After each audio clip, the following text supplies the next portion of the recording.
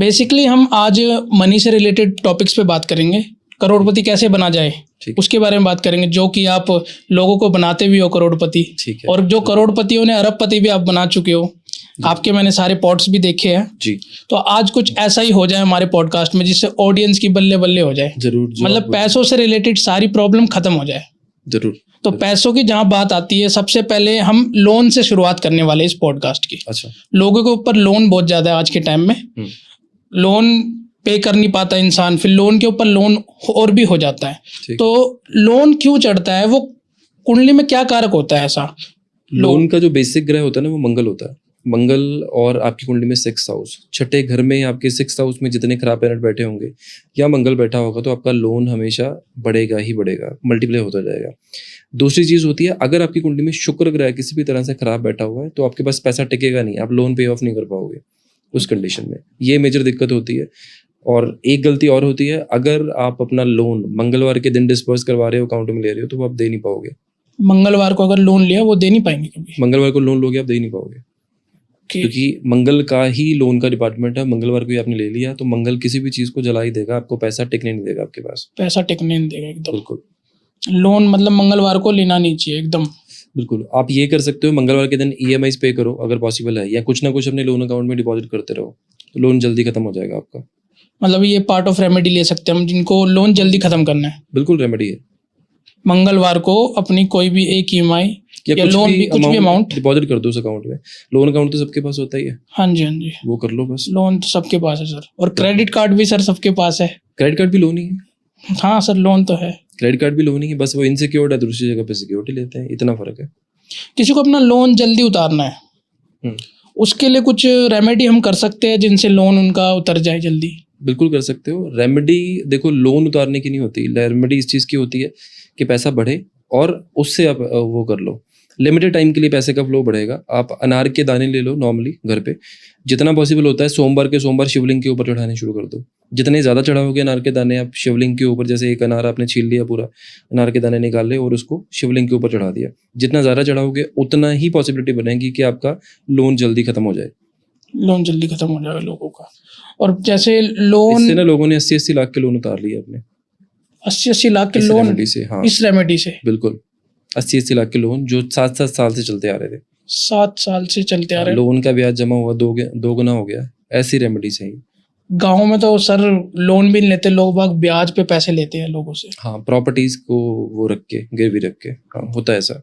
Sir जैसे आपने property की बात करी, यहाँ पे प्रॉपर्टी हम मतलब लोन गिरवी रख के लोन लेते हैं। अब किसी व्यक्ति को अपनी प्रॉपर्टी बनानी है, कैसे कोई गरीब व्यक्ति है, इवन मेरा खुद का एक दोस्त है, वो रेंटेड में बहुत साल हो गए रहते जी, वो अपना खुद का घर बनाना चाहता है, तो वो पॉसिबल हो सकता है? देखो, पॉसिबल किसी के लिए भी है। शनि, हर किसी कुंडली में शनि मकान के कारक है। ठीक है। तो शनि की एक कंडीशन तो बहुत क्लियर है कि आपको मकान तो जरूर बनेगा, लेकिन बनेगा कैसा वो चौथा घर आपकी कुंडली में बताता है। कैसा मतलब, छोटा बनेगा, बड़ा बनेगा, डुप्लेक्स बनेगा, फ्लैट में रहोगे, किस तरह की प्रॉपर्टीज होंगी, वो उसके अकॉर्डिंगली है। शनि को जितना स्ट्रॉन्ग आपने कर लिया उतना पैसा बढ़ेगा आपका, क्योंकि मेहनत का ग्रह शनि है, और उतनी ही पॉसिबिलिटी आपकी बनेगी कि घर आपका जल्दी से जल्दी बन जाए। लेकिन बना हर कोई सकता है। सर आपने बोला कि बना सकता है, कोई भी व्यक्ति बना सकता है, तो उसके लिए कुछ उपाय हम जेनेरिक रेमेडीज वगैरह कर सकते हैं जिससे वो जल्दी बन जाए, जल्दी प्राप्त हो जाए घर? बिल्कुल बन सकता है। देखो, आपकी ना घर के आसपास मान लो कोई मंदिर बन रहा है, तो जितना पॉसिबल हो सकता है मंदिर में ईंटों का दान करो। ईंट ये नहीं करना कि एक दिन में ही आपने 1000 ईंट फेंकवा दी वहाँ पे। आप नॉर्मल जो आपकी इच्छा है, 43वें दिन एक ईंट रोज की रखो वहाँ पे। 43वें दिन वहाँ पे ईंट जितनी आपको चढ़ानी है चढ़ाओ, और 43वें दिन जितनी ईंटें ज़्यादा चढ़ाओगे, अगर पॉसिबल हो सकता है, जैसे आप मंदिरों में जाओ, वैष्णो देवी भी जाओ, तो वहाँ पे लोग ना ईंटों के घर बना देते हैं, पत्थरों के घर बनाते हैं, वैसा कुछ बना के वहाँ पे छोड़ कर आओ, विश के तौर पे। चढ़ाना मंदिर में है, तो इच्छा ही होगी एक तरह से कि घर की इच्छा है। हाँ बिल्कुल। अब लोगों की मल्टीपल इच्छाएं होती है सर, किसी को पैसा चाहिए, किसी को अपना प्यार चाहिए। बिल्कुल ठीक है। तो विश फुलफिलमेंट के लिए आपके पास कुछ रेमेडीज है?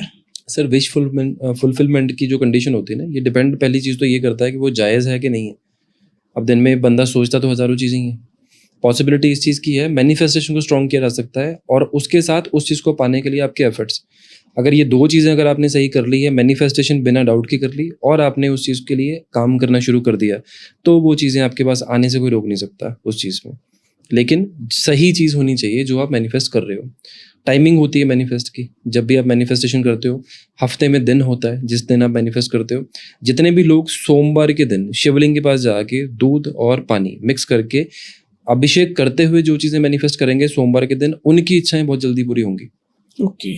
और जितने भी लोग मॉर्निंग के टाइम पे उठते हैं 3:15 से 3:25 के बीच में, पहले 5 मिनट में आप अपना थैंक यू बोल लो यूनिवर्स को, 5 मिनट का गैप दे लो, फिर दोबारा से 3:25 से 3:30 के बीच में आप मैनिफेस्ट करना शुरू कर दो। लेकिन आपकी मैनिफेस्टेशन में कोई डाउट नहीं होना चाहिए। अगर आपका डाउट होता है फिर कुछ नहीं पूरा होगा। सर जैसे कुछ एंजल्स नंबर मुझे भी दिखाई देते हैं, जैसे 11 मुझे बहुत दिखता है सर, 1-11 भी दिखता है। तो ये कहते हैं कि ये भी विश को पूरा कर सकता है इस टाइम पे कोई विश मांगी जाए तो। देखो मेरा वैसे पूरा नहीं हुआ सर। मैं बताता हूँ आपको, एंजल नंबर जो साइंस है ना, ये हमारे सनातन में नहीं है। एंजल नंबर्स क्या है, आप देखो एक न्यूमरोलॉजी की भी टर्म बोल सकते हो आप, एडिशनली और चीज़ें बोल सकते हो आप। ऑनलाइन भी सर्च करोगे तो ये नई शुरुआत या कुछ किसी चीज़ की एनहेंसमेंट या कोई बेटर न्यूज़, इन चीज़ों को दिखाता है। बट एंजल नंबर की कंडीशंस हमारे यहाँ पे नहीं होती। देखो कोई बंदा मान लो रोड पे चल रहा है, वो रिक्शा चला रहा है, मैनुअल रिक्शा जो पैर से चलता है, वो चला रहा है, वो मैनिफेस्ट करे कि मैं कल को डिजायर गाड़ी चलाऊंगा, टैक्सी, दिमाग वही है लेकिन उस चीज़ के हिसाब से। अब वो उसके पास उतना पैसा ही नहीं आ रहा रिक्शे से, बिल्कुल। तो वो कैसे वो मैनिफेस्ट कर लेगा पूरा? 11-11 तो उसके पास भी बचते होंगे रोज, मोबाइल हर किसी की जेब में है। तो प्रैक्टिकली हमारे लिए, इंडियंस के लिए वो चीज़ें काम नहीं करती हैं। तुक्का लग गया किसी का तो लग गया उन चीज़ों पे, मतलब मैं नहीं बिलीव करता उन चीज़ों पे। इसके पीछे कुछ साइंस नहीं है? साइंस है लेकिन हमारे लिए नहीं है। देखो जिन लोगों के पास शास्त्र नहीं है ना, जिन लोगों को किसी चीज़ के बारे में एक्सप्लेनेशन नहीं दी गई कि आपके किसी शास्त्र में ये चीज़ नहीं लिखी गई, आप कुछ भी करवा दो किसी से फिर तो। हमारे पास तो सारी चीज़ें हैं। हमारे पास तो सबसे पुरानी साइंस ज्योतिष है, और जो हमारे ऋषि मुनियों ने लिखा हुआ है, जो हमारे महर्षि, हमारे ऋषि पराशर ने जो लिखा है, भृगु ऋषियों ने जो लिखा है, उन चीज़ों के ऊपर हम प्रैक्टिकल चीज़ों को देखते हुए अपनी लाइफ को आगे बढ़ा सकते हैं।